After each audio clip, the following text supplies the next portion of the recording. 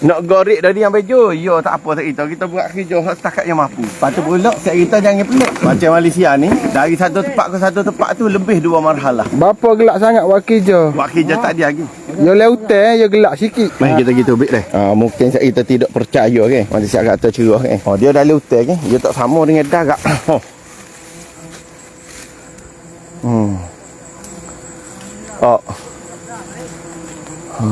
Jelas awak saya itu. Kalau jelas saya jelas. Tu dia. Nampak gelak tak? Tak. Gelak tak? Gelak apa? Gini cerah dah lihat. Sebab dia efek kamera tak. Kalau kira. Kalau gelak tarik gelak. Kalau cerah tarik cerah. Nampak tak grafik kita? Api.